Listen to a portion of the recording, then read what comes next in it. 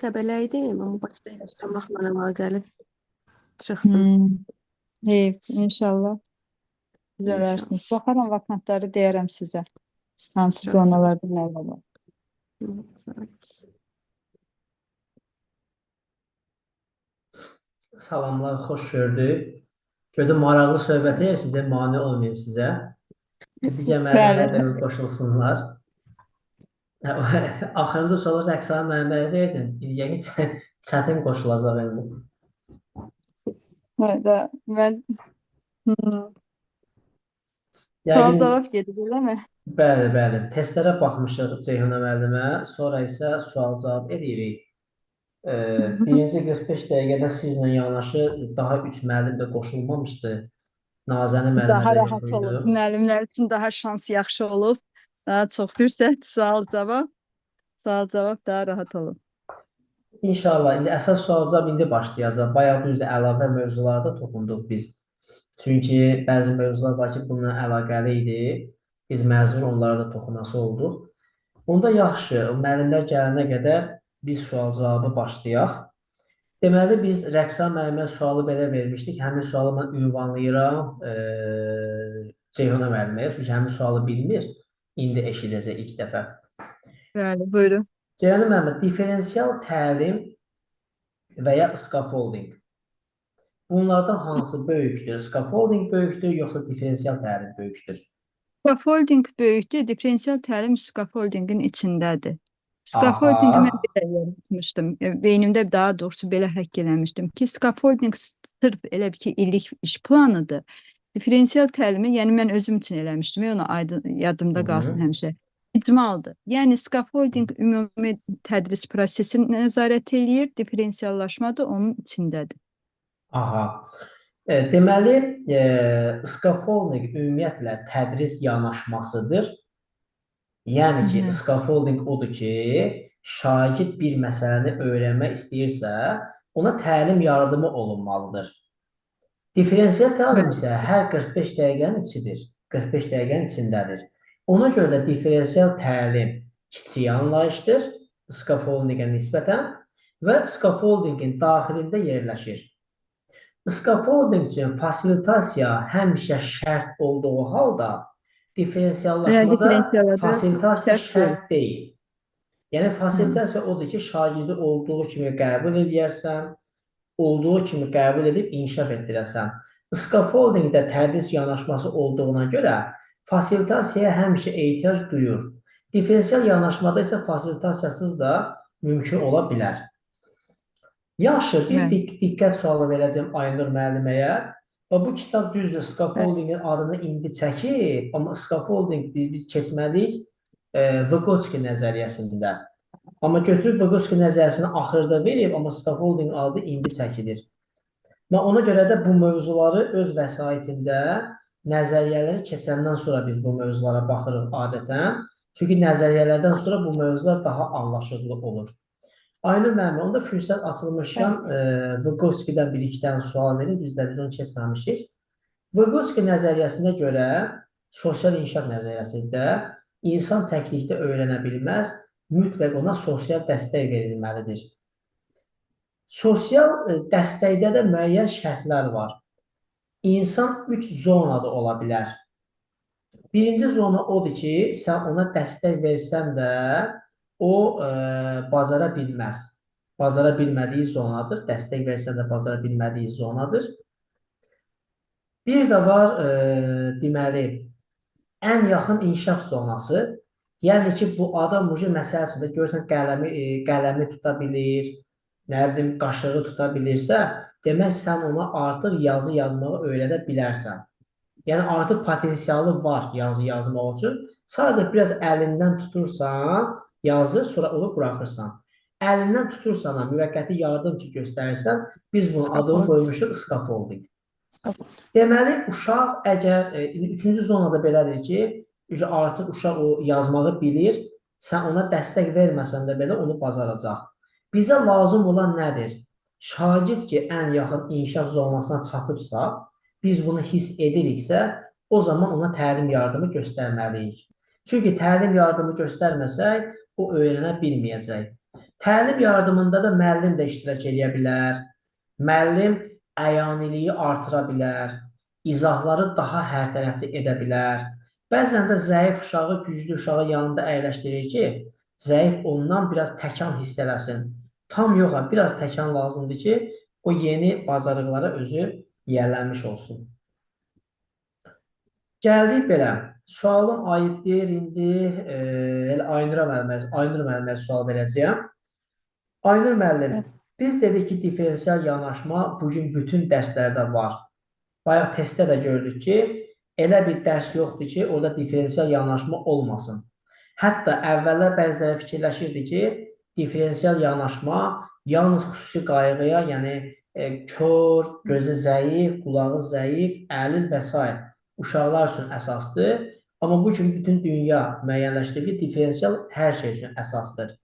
Bəs fəal təlimdə diferensiallaşma özünü hansı komponentlərdə göstərir? Əsas 4 komponenti vardı. Bayaq testdə də səhv saldığım məzmundur, prosesdir, nəticə və qiymətləndirmədir. Aha, təşəkkür edirəm.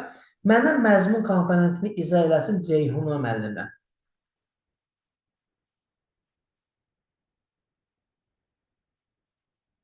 Bağışlayın mənim, səsi açmaq üçün vaxt olur, lazım olur. Məzmun komponentində orada deyir nə öyrədəcək, məzmun nəzərdə tutulur da, təlim nəticələrin. Əslində bir balaca dəqiqləşdirsəm fikirlərimi oxumuşam. Demək, şagirddə məzmunu belə konkretləşdirsəm, şagird belə eləməlidirlər də ki, hər kəs bəzi uşaqlar yaxşı mənimsəyir, bəzi uşaqlar qismən mənimsəyir, bəzilərinə heç ona kömək lazım deyil də, yəni oxuyan mənimsəyirlər. Ona görə də deyir, orada tapşırıq elə olmalıdır ki, hər səviyyə, orada Bloom taksonomiyası vardır. Bloom taksonomiyasının bir mərhələsinə aid tapşırıqlar olmalıdır ki, hər səviyyədə uşaqları ödəyə bilsin. Yəni, deməli, Ceyhuna müəllimə, biz belə deməliyik ki, müəllim hələ sinifə girməmiş, şagirdləri analiz eləməlidir ki, mənim şagirdlərim hansı dərk etmə səviyyəsindədir və mən mövzunu ona nətər çatdıra bilim. Və bu özünü hər şeydə göstərir. Məsələn, biz dərsi planlaşdıranda biz sizə demişik ki, icmal yazanda metodik vəsaitə baxırıq, alt standartı görürük, təlim nəticələrinə baxırıq, yəni məqsədləri də görürük orada. Amma yenə də smart texnikasından istifadə edərək öz sinfimiz üçün uyğun məqsədlər seçirik. Özü elə nədir, belə məzmunu göstərir də. Mən artıq uyğun məqsədlər seçirəm ki, mənim sinfimdə bu məqsədlərə çatmaq daha uyğun olar, nəinki orada verilən şablon məqsədlərə. Deməli, dərsə qədər ki, biz fikirləşirik ki, bizim bu informasiyanı dərk etmə sinifdə necə olacaq, bu gedir məzmun komponenti.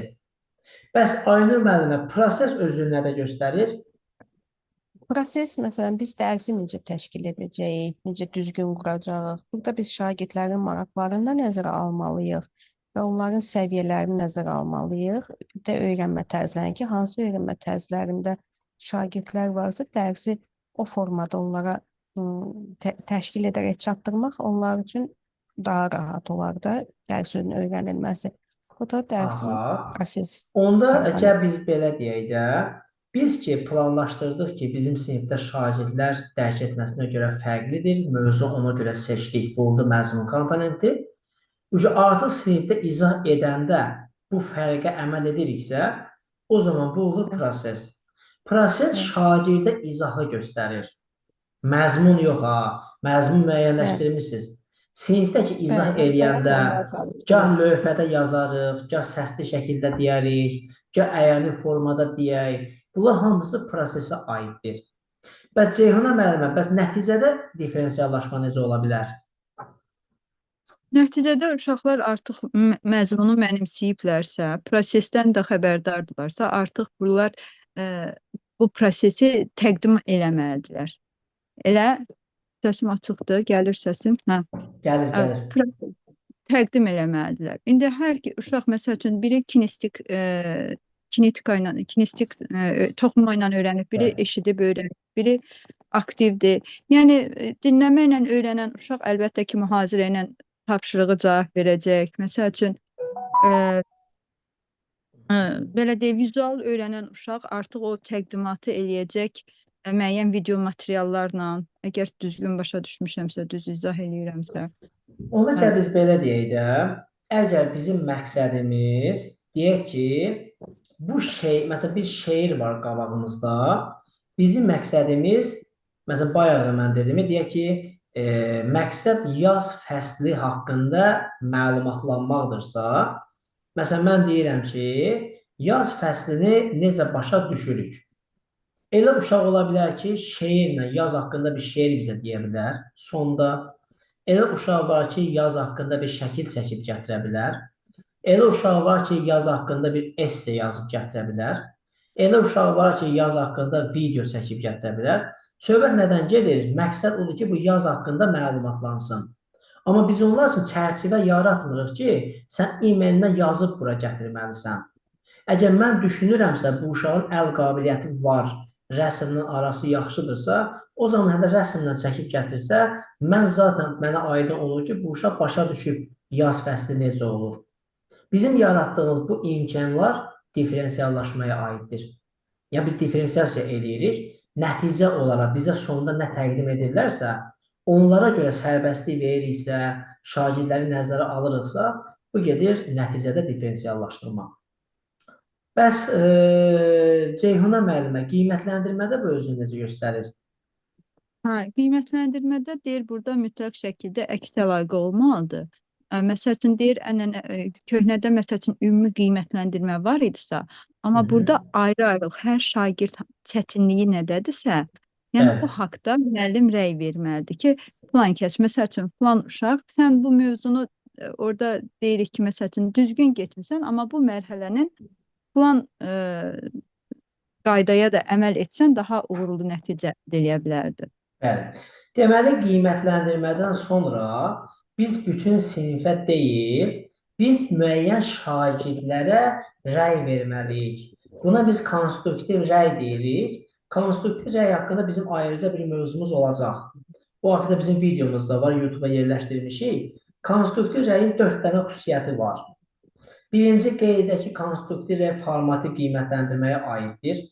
Nə summativ, yəni nə diagnostika aid deyil. İkinci, konstruktiv rəy spesifik olmalıdır, konkret. Uşağa deyirsən ki, bu bazarlıqda rəyi bildirirsən. Üstəlik, konstruktiv rəy bugünə qədərki fəaliyyəti konkret bildirməklə yanaşı, gələcəyə yol göstərməlidir ki, məsələn, sən ismin quruluşca növlərini şərh edirsən, lakin hallanması ilə bağlı müəyyən çətinliklər yaşayırsan, ona da diqqət eləsən daha yaxşı olar. Demək, mən uşağa tam demədim, səndə hər şey yaxşıdır. Mütləq gələcək bir yol saxladım.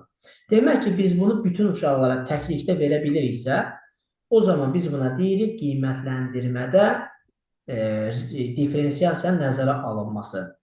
Yəni, söhbət burada belə deyil də, söhbət artıq formativin haradasa holistik rubrikindən gedmir, formativin analitik rubrikindən daha çox gedir ki, mən şagirdi tam incələyirəm və dəqiq məlumat verirəm. Gəldik, baxayıq, başqa biz nə deyə bilərik? Bəli, bugünlük bu qədər, yəni bu sual-cavab bu qədər idi. Mövzu ilə bağlı kimin sualı var, kimə nə aydın deyil? Rəqsan müəllimə, elə bir vaxtı gəldiniz dərsə, sual-cavab yekunlaşmışdı. Sizə bir sual verdik, ondan sonra baxdıqlardı bayaq. O üç istiqamətli soruşmuşdunuz ki, hansı istiqamət? Bəli.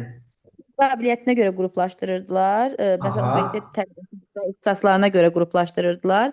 Bir də şagirdlərin maraqlarına görə qruplaşdırırdılar. Bəli, demək sizin bir sinifdə diferensiyasiya saxlamaq istəyirsinizsə, bəzən onların qabiliyyətlərinə görə hərəkət edəcəksiniz. Bəzən onların maraqlarına görə hərəkət edəcəksiniz. Yəni siz hər dəfə gah maraq, gah qabiliyyət, gah ixtisas, məsələn, təmayül məktəbdirsə, məsələn, deyək ki, kimya, biologiya təmayüllü lisey. Orada gəlib ədəbiyyatdan yarış keçirmək biraz məntiqsiz alınacaq, çünki onların ixtisası o deyil. Bunlar ədəbiyyat, humanitar liseyə gəlmirlər də. Bunlar kimya, biologiya liseyinə gəlib, texniki liseyə gəliblərsə, ədəbiyyatdan burada yarış keçirtməyin bir yəni şagirdin marağını cəlb edə bilməz. Yəni ixtisasa önəm vermək lazımdır. Gəldik belə, kimin sualı var, kimə nə aydın deyil. Siz qabiliyyət dediyi, o qabiliyyət öyrənmə tərzləridir, yoxsa o tamam fərqlidir? Məsəl üçün burada kitabda maraqdır. O tamam fərqlidir. Məsələn, sizin sinifdə görürsünüz ki, bir uşağın əl qabiliyyəti yaxşıdır, danışığı zəifdir. Demək, siz ona əl qabiliyyəti ilə bağlı tapşırıq verirsiniz. O nəsə düzəldib gətirir. Siz artıq qabiliyyətinə görə fərq qoydunuz ona. Söhbət o öyrənmə qabiliyyətindən getmir. Söhbət Gardnerin intellektindən getmir. Söhbət sadəcə bu uşağın mövzuya dair, dərsə dair marağı, ya qabiliyyəti, ya da ixtisaslaşmasından söhbət gedir. Aydın oldu. Yəni, siz onsuz da sinifdə belə deyil. Əgər deyirsinizsə ki, uşaqlar, hamınız yazın, gətirin, o zaman siz diferensiallaşma eləmirsiniz. Siz bəzilərinə yazı tapşırarsınız, bəzilərinə oxu tapşırarsınız, bəzilərinə məsəl üçün şəkil çəkib gətirmək tapşırarsınız. Məqsəd olmalıdır ki, hərə öz başa düşdüyünü ifadə edə bilsin. Onların başa düşməsi sizin üçün maraqlı olur. Düzdür, bütün mövzularda bu alınmır. Məsələn, bir riyaziyyat dərsindən danışırıqsa, məsələn, söhbət kosinoz, nə bilim, trigonometriyadan gedirsə, uşaqlar hamısını hesablayıb gətirməlidir. Çünki trigonometriyanın həyatda tətbiqi bugün yoxdur. Gələcəkdə riyaziyyatda ləğv oluna bilər, ancaq hərbidə həyata keçirilir. Belə çalışmalarda əlbəttə ki, biz uşağa deyə bilmirik, sən istədiyin kimi bunu qur gətir. Amma digər mövzularda imkan daxilində həyatla əlaqələndirmək vacibdir və həyatda kim bunu necə dərk edir, necə təsəvvür edə bilirsə, ona imkan yaratmaq lazımdır ki, gəlsin. Məsələn, Füzulinin qəzəli var, məni candan usandırdı. Bizim dövrdə biz onu əzbərlətdirirdilər də. Kimin yaddaşı güclüdürsə, həmin adam qiymət alırdı. Amma bugün görürsünüz ki, əzbərlətmə söhbəti yoxdur. Sadəcə Füzulinin bu qəzəlinin mənasını başa düşürükmü? Məsələn, mən deyək ki, onu sözlə yazacağam. Birində rəsm qabiliyyəti var, həmin qəzələ dair bir fraqment çəkə bilər şəkillə. Məqsəd nədir? Bu qəzəldəki sözləri başa düşdüyümüzü nümayiş etdirmək.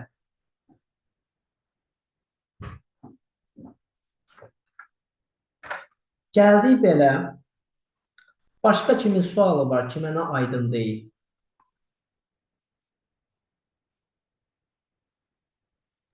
Bir sual da versəm, mən elə bir ki, diferensiallarda diaqnostik qiymətləndirmək kimi də başa düşmək olarmı? Ya diaqnostik qiymətləndirmək. Biz onu birinci 40 dəqiqədə izah elədik. Diaqnostik qiymətləndirmə belə bir tərifi var. Diaqnostik qiymətləndirmə təlimdə fərdiləşməyə xidmət edir. Kurikulum ilk yarananda ona belə bir tərif vermişdi. O tərif hələ də var. Diaqnostik niyə fərdiləşməyə imkan verir? Ona görə ki, şagirdləri tanıyırıq, ona görə strategiya seçirik. Bu da elə bərabərdir diferensiallaşdırma. Mən dərsi oxuyanda elə başa düşdüm. Dedim, görüm doğru başa düşmüşəm. Çox sağ olun. Bəli, yəni diaqnostik qiymətləndirmə necə şagird yönündə yanaşmanı biz müəyyənləşdiririk, şagirdi tanıyırıq deyə. Şagirdi tanıyandan sonra da strategiya seçiriksə, belə özü diferensiallaşma adlanır. Orada da bizə test düşəndə imtahanda biz mahiyyətə fikir verəcəyik. Məsələn, bugün bilirsiniz ki, testlər hamısı situasiya tipli düşür. Biz ona görə situasiyalara çox müraciət edirik izahlarda. Bizə sadəcə lazımdır ki, orada özünüzü sinifdə hiss edəsiniz və bu qaydaları bildikdən sonra sinifdə necə hərəkət eləməlisiniz? Onu ki, artıq beyninizdə qərar versəniz, o sualın cavabını düzgün tapacaqsınız. Yəni, orada elə sual ola bilir ki, həmin sualda bax, əlaqə qurulur, yəni şablon cümlə olmur. Özünüz görürsünüz ki, məsəl üçün də mən əgər diferensial təlim həyata keçirməliyəmsə, demək, şagirdi tanımalıyam. Şagirdi tanımalıyamsa, mən nə etməliyəm? Diaqnostik qiymətləndirmə həyata keçirməliyəm. Demək ki, bunlar bir-biri ilə əlaqəlidir. Baxmayaraq biz qiymətləndirməni keçməmişik, birinci diferensiallaşmanı keçirik. Yəni ona görə mən deyirəm ki, talimdə biraz məntiqsiz şəkildə düzülür. Elə şey var ki, onu axırda keçəcək, onun haqqında indi danışır. Və ona görə biraz beyində yorğunçuluq yarada bilir, biraz anlaşılmazlıq yarada bilir. Amma əsas məsələ odur ki, biz bilirik, əlaqələndirə bilirik ki, Məsələn, scaffoldingin adını bugün çəkib, scaffolding əslində Vygotsky'yə aid, biz bunu axırda keçəcəyik. Axırda keçəcəyiksə, indi bunun adını çəkmək biraz düzgün deyil. Biz onu öyrənək, sonra adını çəksən daha yaxşı ola bilər, belə deyim. Bu Time kitabının ümumi olaraq üsullarından biri elə budur da, yəni məntiqsiz yazılır, bəli, ardıcıllıq pozulur, belə deyim. Gəldik belə, amma başqa yolumuz yoxdur, çünki mənim öz vəsaitim var, amma Time kitabına daha tez-tez üçün əl çatandır hər yerdə. Biz də həmin kitab ardıcılığı ilə gedirik, hələ ki qaydasında gedirik, yəni məntiqsiz olan yerlərdə məntiqli cəhətdən əlaqələndirə bilirik deyə mövzular arası boşluq yaranmır. Gəldik belə, mən sizə bugün nəyi təqdim edəcəyəm? Mən bugün sizə təqdim edəcəyəm, deməli, təlimin forma və modelləri haqqında. Burada xüsusilə, yəni, mən indi onu özüm üçün konspekt eləmişəm, həmin konspekti mən sizə təqdim edəcəyəm. Çünki burada biraz geniş şəkildə yazıblar onu, sözlə onu Time kitabından da oxuyacaqsınız. Mənim sizə attığım əlavə PDF-də də oxuyacaqsınız. Mən elə izahı PDF ilə verirəm ki, orada daha qısa və konkretdir. Onu oxuyandan sonra bu hissəni oxusaq daha sizə aydın olacaq. İndi mən paylaşım edəcəyəm.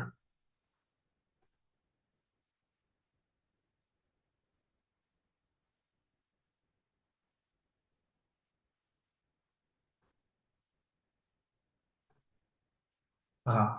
Ekranı görürsünüz. Evet.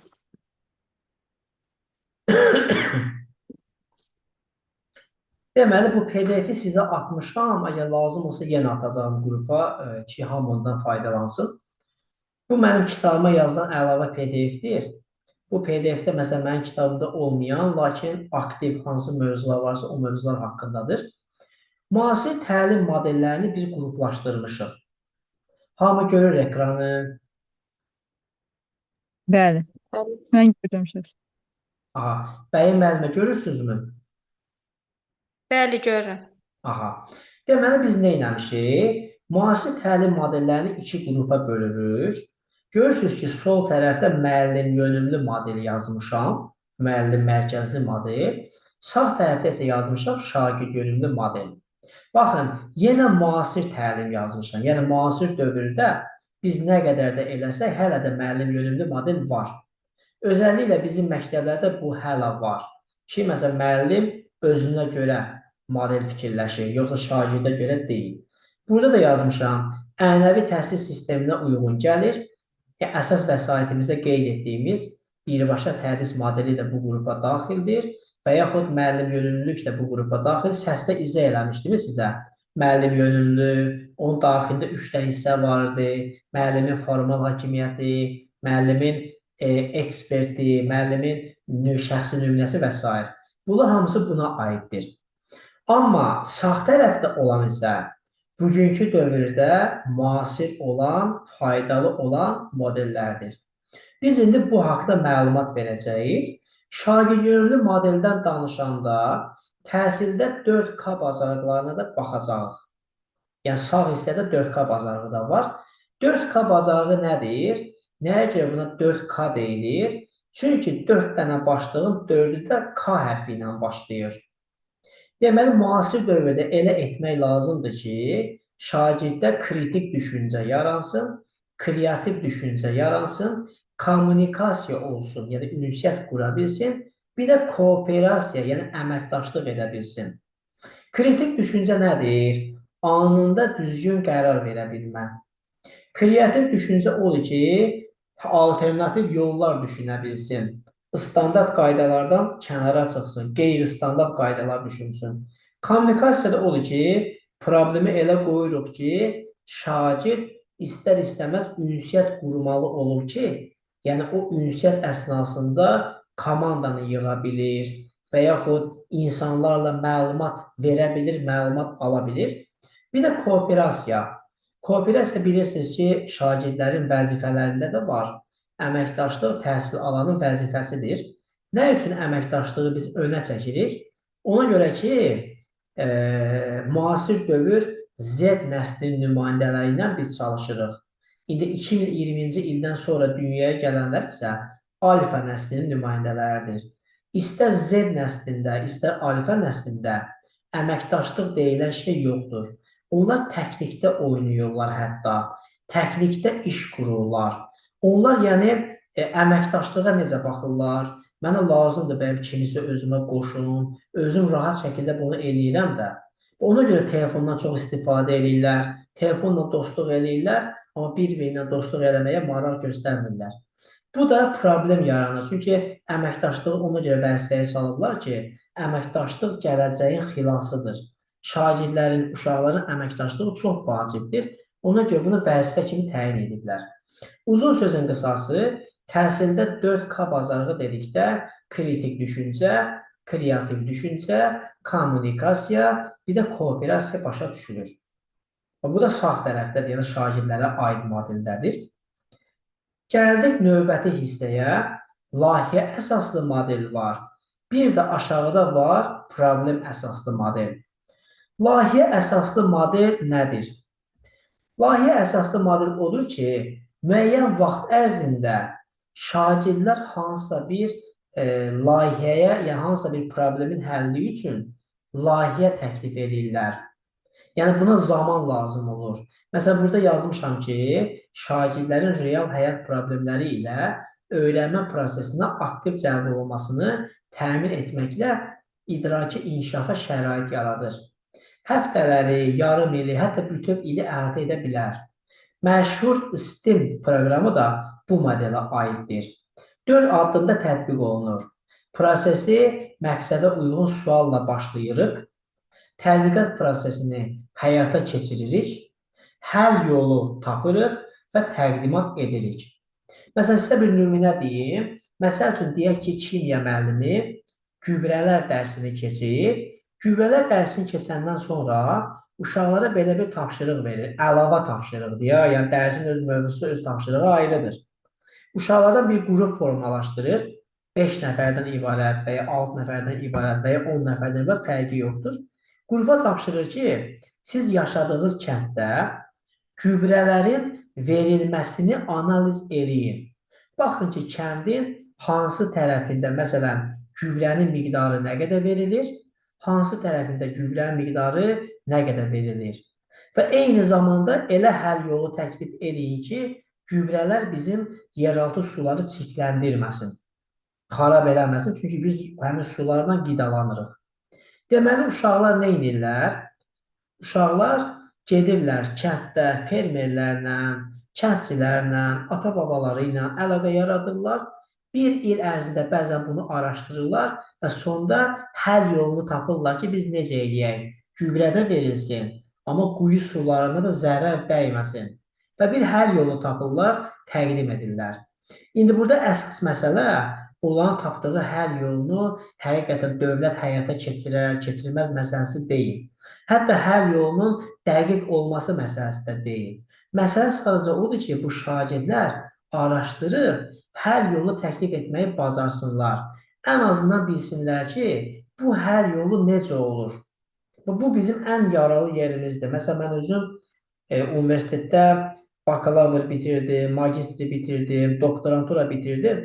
Amma bizə bu illərin heç birində öyrətmədilər ki, elmi tədqiqat necə aparılır? Yəni, bizə onu öyrətmək üçün simulyasiyalar eləməyiblər. Ona görə mən və bir sıra gənclər ancaq internet əsasında araşdırırıq ki, elmi tədqiqat nə tər olur? Axı, biz doktoranturanı oxumuşuq ki, bizə bunu öyrətsinlər. Onu Türkiyədə öyrədirlər, Azərbaycanda öyrətmirlər. Və bu onun üçündür ki, onu araşdırmağı öyrədə bilək. Buna deyilir layihə əsaslı öyrənmə. Bunun ikinci forması nədir? Problem əsaslı öyrənmə. Əgər bayaq bir şeyi biz deyək ki, tədqiqat aparırdıq, sonra həll yolu tapırdıqsa, təqdimat edirdiksə, buna uzun müddət lazım olurdusa, problem əsaslı öyrənmə isə kritik məqsədə xidmət edir.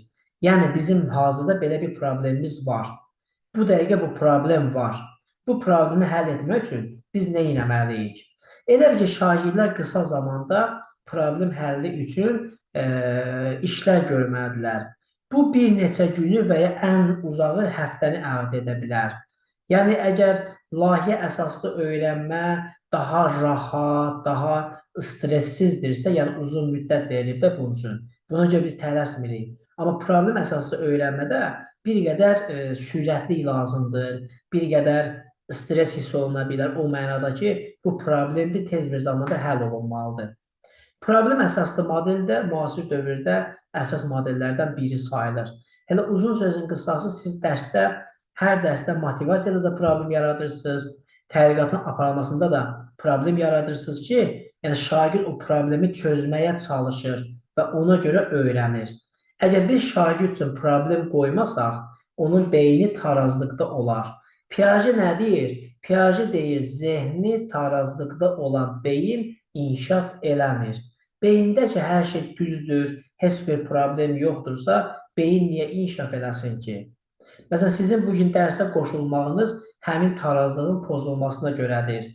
Siz özünüzü yoxlamısınız, sınamısınız, görürsünüz ki, nazirliyin tələb etdiyi forma ilə sizin hazırki forma arasında fərq var. Tarazlıq pozulub. Siz o tarazlığı düzəltmək üçün kursa yazılmışsınız.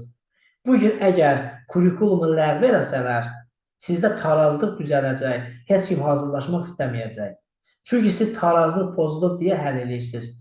Problem əsaslı öyrənmədə tarazlığın pozmağa cəhd göstərir ki, biz tarazlığı pozaq, bu beyin inkişaf eləsin, onu tapmağa çalışsın. Şagird yönlü öyrənmə tərzində maraqlı cəhətlərdən biri də oyun əsaslı öyrənmədir. Oyun əsaslı öyrənmə təkcə təlim üsullarından söhbət getmir. Məsələn, mən bu üsulu eləyim, uşaq əylənsin, öyrənsin, bu da daxildir. Amma dünyada ən çox oyun əsaslı öyrənmə xüsusi proqramlarla həyata keçirilir.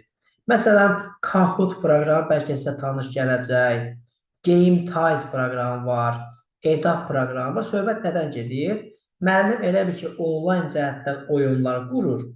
Hər şagird evdə və ya dərsdə telefona gəlirlərsə, telefondan girir, həmin viktorinada iştirak edir. Və şagirdlər hər dəfə cavab verə-verə ekrana çıxır ki, kimin cavabı düz, kimin cavabı səhvdir. Və nəticədə müəllim sualı bütün şagirdlər arasında eləyə bilir və nəticədə uşaqlar üçün maraqlı olur ki, bax, görəsən, nə yoxdur bu, milyonçu şousunda var, hamı öz yerində öz aparatı ilə cavab verir, axırda görürlər ki, kimin cavabı daha yaxşıdır və onu seçirlər milyonçu şousuna qabağa gəlməyə. Burada da belə bir vəziyyət yaranır. Sadəcə hamının telefonu, yəni texniki imkanları varsa, müəllim onları bu proqramlar vasitəsilə cəlb edə bilər. Buna deyilir oyun əsaslı öyrənmə. Gəldik aşağıya, yüksək texnologiyalı və aşağı texnologiyalı dərslər, elə biz sizə keçən dəfə təhsili modelindən danışdıq və hətta dedik ki, Çində hətta sinifləri elə qurublar ki, müəllim sinifə girir, lövhənin qabağına keçən kimi avtomatik kamera quraşdırılmış vəziyyətdə işə düşür. Müəllim dərs keçə-keçə o dərsi qeydə alır, lentə alır, yaddaşa verir. Müəllim o yaddaşda olan videonu götürür, bütün uşaqlara göndərə bilir. Demək ki, həmin sinifdə yüksək texnologiya var da. Yəni, müəllimin sinifi yüksək texnologiya ilə təchiz olunub. Müəllim istədiyi kimi rahat şəkildə dərs, dəqiqə, yəni həyata keçirə bilir. Məsələn, onu özündən elədiyim ki, adi bir dənə video çəkib YouTube-a qoymaq bizdə o qədər çətin prosesə çevrilir. Nə bilim, şərait o şərait deyil. Kameraya baxırsan, nə bilim, kompüteri sazlayırsan, proqrama baxırsan, səsini yoxlayırsan və s. və ilaxır. Yəni, bu çətin prosesə dönür. Amma təsəvvür edə ki, orada bütün siniflərdə bu imkanlar var. Müəllim sadəcə sinifə girib izah edə bildisə, o şey qayd olunur və müəllim bütün uşaqlara göndərir. Uşaqlar evdə istədikləri mühitdə onu öyrənirlər və sinifə sadəcə gəlirlər müzakirə aparmağa. Yəni, əvvəlki dərsdən öyrəndiyi təhsil modeli buna aiddir. Yüksək texnologiyalı siniflərə aiddir. Aşağı texnologiyalı siniflərdə isə texnikadan istifadə olunmur, qələm kağızdan istifadə olunur. Bəzi müəlliflər deyir ki, qələm kağız öyrənmə metodu həmişə aktualdır, çünki o heç bir texnikadan asılı deyil. Ən pis halda, lap dağın başında da biz dərs desək, qələm kağız metodu həmişə mümkündür. İkisi də kurikulumunda, istər yüksək texnologiyalı sinif, istər aşağı texnologiyalı sinif. Bəzi müəllimlər var, görsənlər danışdıran kimi deyir ki, mənim məktəbimdə internet yoxdur, mən nə də kurikulum dərsi keçim. Ona mən sadəcə başa sağıram ki, işıq olmayan mühitdə də kurikulum başqa qaydaları var. Yəni, öyrətməyin qaydaları texnologiyadan asılı ola bilər, amma texnologiya yoxdursa, mən öyrətməkdən vaz keçir, belə bir şey ola bilməz. Sonra burada var birbaşa təlim modeli. Mən sizə keçən dəfə birbaşa tədrisdən danışmışdım.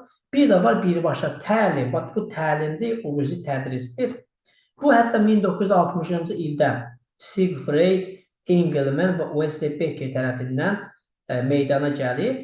Onların fəlsəfəsi çox rahatdır. Bütün şagirdlər öyrədilə bilər. Yəni, sadə, qısa. Elə bir şagird yoxdur ki, o öyrədilə bilməsin. Bəzən var, adam var deyir ki, bu uşağın qabında heç nə yoxdur, bunun genetikası belədir, o düzgün yanaşma deyil.